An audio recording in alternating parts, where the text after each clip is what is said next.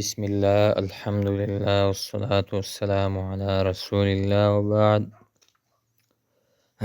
مونږ تاسو د النحو الواضح هغه څه مختصر او د مفید بحثونه کول. په کې مونږ فعل، فاعل، مفعول به درس مخکنی ویلی وو. نو النحو الواضح معنا هم دغه ده چې وضاحت د نحوې کوي چې انسان او طالب العلم باید د هغې په مفهوم باندې ځان خبر کړي. بعضې نحو کې عبارات د نحوې هغه قواعد ټوله یې زده کړي، یاد کړي وي، خو عملي د دې اجرا یې نه وي کړي. نو طالب العلم ته پکار ده چې نحو اصل کې په اجرا او په تطبیق سره زده شي. نن بحث د مبتدا او د خبر دی. تا ته مخکني کتابونو کې هغه د مبتدا او د خبر تعریف تیر شوی وي. مبتدا او خبر د دې تعریف دا دی، نحوي تعریف، لکه هدایة النحو والا هم کړی دی چې المبتدا والخبر لکه هما اسمان مجردان عن العوامل اللفظية احدهما مسند الیه ويسمى المبتدا والثاني مسند به ويسمى الخبر.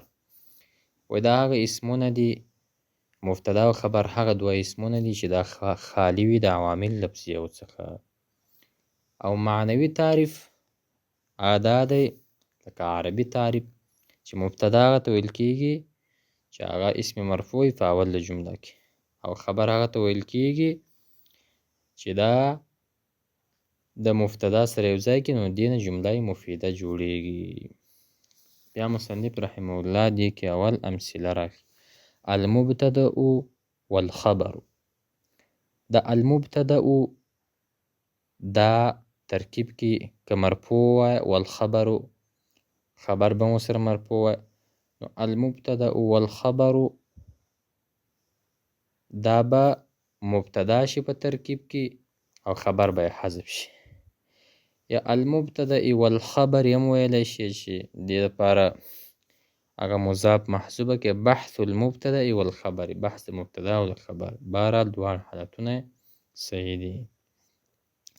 الامثله دی مثالونه ذکر کوي. مثالو کې اول تا ته وایي التفاحة حلوة، سیب دا خوږ دی. دې کې ګوره التفاحة دا مبتدا ده مرفوع ده لفظا، حلوة دا خبر دی. او الصورة جمیلة الجري مفید. الصورة الشکل چې دی جمیلة ښایسته دی، الصورة مبتدا ده، جمیلة دا خبر دی. او مبتدا او خبر کې دا یوه قاعده په یاد ولره چې مبتدا دا به خامخا لکه هدایة النحو والا وایي و اصل المبتدا ان یکون معرفة. د مبتدا اصل دا دی چې دا به معرفه وي. و اصل الخبر ان یکون نکرة، خبر به نکره وي. نو دې ټول کې ګوره ته وګوره التفاحة دا مبتدا ده، معرفه ده، علامه د معرفې څو شپږ علامات یې هغوی کې الف لام دی. نو الف لام په راغلی دی. ته یو جمله چې پېژنې معرفه او نکره جمله، د معرفې شپږ علامې وي، لکه هغوی کې الف لام و اسماء اشارات و ضمایر داسې. نو دې وجې څخه الصورة دا مبتدا ده، جمیلة خبر دی. و حلوة جمیلة دا نکره دی، تنوین تنکیر په راغلی دی. الجري مفید، تګ کول، ورزش کول دا فایده مند دی. الجري مبتدا ده، مفید خبر. القطار سریع، هغه ریل ګاډی چې ده تیز تلونکی ده. قطار مبتدا دی، سریع خبر. النظافة پاکوالی راوستل، واجبة دا واجبه ده، مبتدا ده، واجبه خبر دی.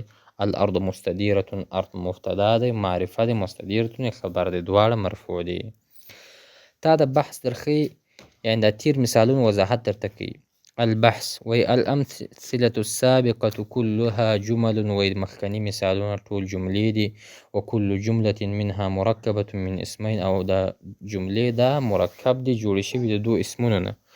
والاسم الاول في كل جمله، او اسم اول په هر جمله کې. والاسم الاول في كل جمله هو الذي ابتدأنا به.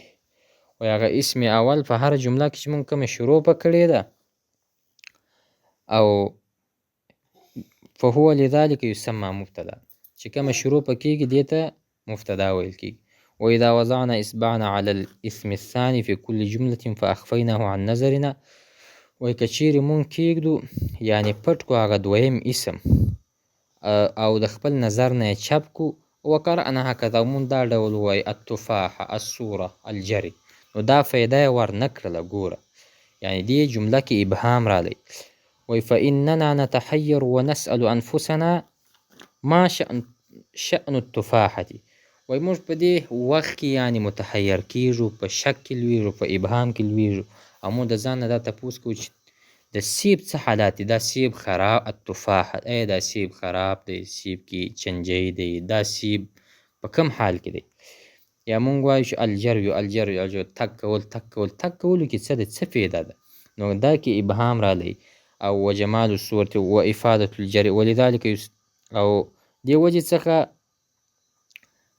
وایي دی وایي وما شأن الصورة وما شأن الجري ولكن إذا رفعنا إصبعنا وقرأنا هكذا، کله چې مونږ د ابهام پورته کړي یعنې دا وهم مو لیرې کړي، دې سره مو دویمه جمله راوړله وقرأنا هکذا، او مونږ دا ډول جمله ووایو التفاحة حلوة، سیب خوږ دی، نو هغه ابهام لیرې شو، وهم لیرې شو، یعنې خبر سره د مبتدا جمله پوره شوه او مفیده وګرځېده. او دا ډول الصورة جمیلة الجر مفید استفدنا فائدة تامة، وایي مونږ پوره فایده واخیسته. والذي افادنا هو الاسم الثاني، وایي چې مونږ ته فایده ورسول هغه دویم اسم دی فی کل جملة فائز، یعنې دویم خبر فایده دا را ورسوله چې مونږ ته خبر راکړی او جمله مفیده وګرځېدله. د مخکني مبتدا دپاره د مبتدا جمله یې پوره کړله او مونږ تاسو ته یې فایده را ورسوله. ولذلك يسمى الاسم الثاني خبرا. وإذا تأملنا آخر كل اسم من الاسمين، وکشي مونږ دا سوچ وکړو چې آخر د اسمونو په دا دواړو جملو کې في كل جملة من الجمل السابقة وجدناه مرفوعا، وایي په آخر د دا دواړو جملو که التفاحة حلوة دی، التفاحة آخرا مرفوع دی، حلوة آخرا مرفوع دی، نو دې وجې وایي دا به خامخا مونږ مرفوع راوړو، ځکه مبتدا او خبر دا د مرفوعاتو د جنس څخه وي.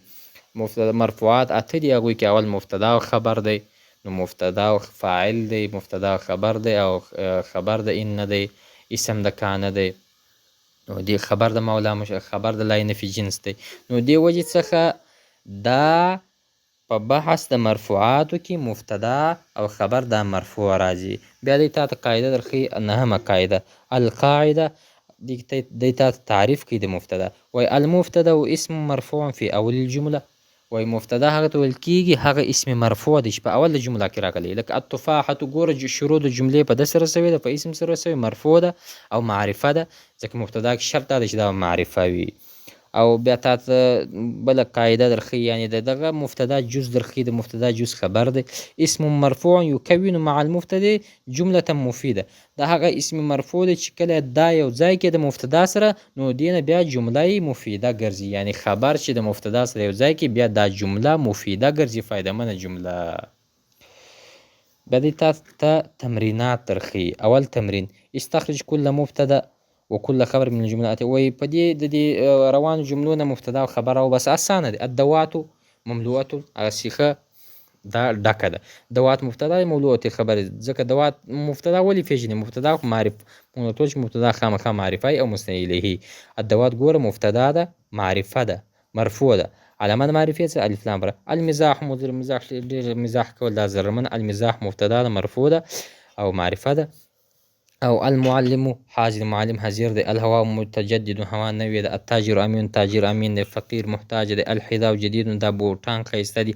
الحدیقة فسیحة، دغه کومه زما باغچه چې ده دا ډېره فراقه ده. شجرة مثمرة، دا درخته د میوې والا ده. یعنې دې کې اول ټول اول جزء مبتدا دی، معرفه دی، الف لام په راغلی، او وروستنی چې دی هغه نکره دی، خبر نکره دی، نو دا مرفوع، د دواړه مرفوع دي. دویم تمرین تا ته وایي اجعل کل اسم من اسماء آتیه مبتدا واخبر عنه بخبر يناسب، وایي وګرځوه هر اسم د دا روانو اسمونو نه مبتدا او خبر ورکه، داسې خبر چې مناسب وي د دې جملې لپاره. لکه اوس ګوره زه وایم دې کې الثوب نظیف، دا جامه پاکه ده، الثوب د مبتدا وګرځوه، نظیف ورته خبر وګرځوئ.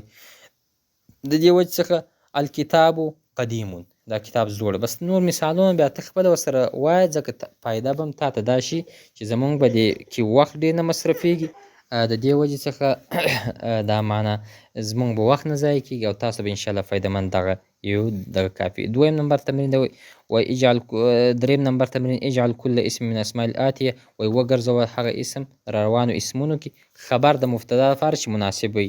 د دې لپاره خبر زه اوس وایم چې طالع صغیر ناعم راختونکی صغیر کوچنی ناعمون ځلیدونکی مذبوحتون حلال شوی. یعنی دا به اوس ګرځی د مبتدا لپاره خبر. زه وایم چې الدجاجة مذبوحتون چرګوړې حلاله شوې ده. نو دې وجې څخه نور مثالونه بیا ته راوړه. باکیتون ځړېدونکې او دا رقم فصیح فصاح پراخ یا فصاحت والا لامع برېښنا کوونکی. او څلورم نمبر تمرین وایي کوین اربع جمل من اسماء الآتیة بحیث تضع کل مبتدا مع الخبر المناسب له. الحدید نو د څلورم تمرین کې هغه تا ته ښیي چې وایي داسې جمله راوړه چې مبتدا د فاره خبر جوړ شي. یعنې دا مبتدا د الفاظ مبتدا وګرځوه. لکه زه وایم چې الحدید اوسپنه چې د ثقیل درانه الحدید مبتدا که ثقیل ورته خبر که. المصباح بیا څراغ ته ویل کېږي. مطر باران الحسان هغه اسون ته ویل کېږي. غزیر سخت لکه زه وایم چې المطر غزیر یا د بارانونو ډېر سخت بارانونه اوري. ساحل دا خو اواز کوونکی منیر دا اسان دی روښنایي کوونکی. پنځم نمبر تمرین وایي اجعل کل فاعل فی الجملة الآتیة مبتدا واخبر عنه باسم. وایي وګرځوه هر فاعل په روانه جمله کې مبتدا او خبر ورکړه په داسې اسم سره چې هغه ادا کوي معنا د فعل هغه چې په جمله کې. یفترس النمر حمله کوي. النمر پړانګ ته وایي. النمر یفترس یحضر المسافر یحضر. یعنی فاعل را مخکې مبتدا ته جوړه کړه وروسته خبر دی. یسبح السمک ماهیا تسبیح وایي. او دا رقم اشتد الحر ګرمي سخته ده. یندم الکسلان وایي پښیمانه کېږي هغه سست خلک. نو دې وجې څخه شپږم نمبر تمرین دی وایي کوین خمس جمل کل جمله منها تتألف من مبتدا و خبر. وایي دا جملې جوړې کړه چې د هغه یعنی شروع ابتدا په مبتدا او خبر سره دواړه کېږي. لکه قرآن مجید مثالونه یا دا رقم حدیثو کې مثالونه یو څو مثالونه ذکر کړي چې هغه کې مبتدا او خبر وي چې شروع د جملې په هغه سره سوی وي.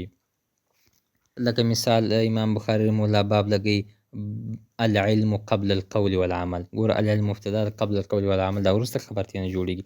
اووم نمبر تمرین چې دی وایي کوین خمس جمل فی وصف الماء بحیث یکون لفظ الماء فی کل منها مبتدا. وایي پنځه داسې جملې راوړه په صفت د اوبو کې چې په هغه کې اوبه یعنی لفظ د ما دا مبتدا راغلی وي. که زه وایم الماء ينظف الثوب دا اوبه چې دي دا پاکۍ جامل ده. الماء یتوضأ بیا په اوبو باندې او داسې دا رقم نور جملې. بیا تا دویم نمبر کې کوین خمس جمل فی وصف الدجاجة. وایي پنځه داسې جملې ذکر کړه چې په صفت د دجاجې کې راغلي چې لفظ د دجاجې پکې مبتدا وي. لکه زه وایم چې الدجاجة مذبوحة یا الدجاجة سرقت چرګوړې غلا شوې یا چرګوړې حلاله شوې. اتم نمبر تمرین په دې کې نموذج دی تا ترکیب درکوي.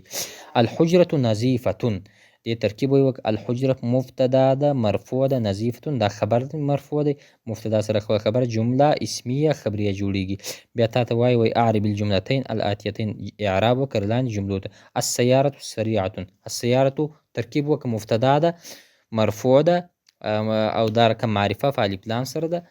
سریعة دا خبر فار مبتدا. القط دا مبتدا ده. الوف دا به خبر سي. مبتدا معرفه وي خبر نکره وي. بحث ده مبتدا خبر خلاص و بحث جمله فعلیه به شروع کوي ان شاء الله العزیز. جزاکم الله خیر.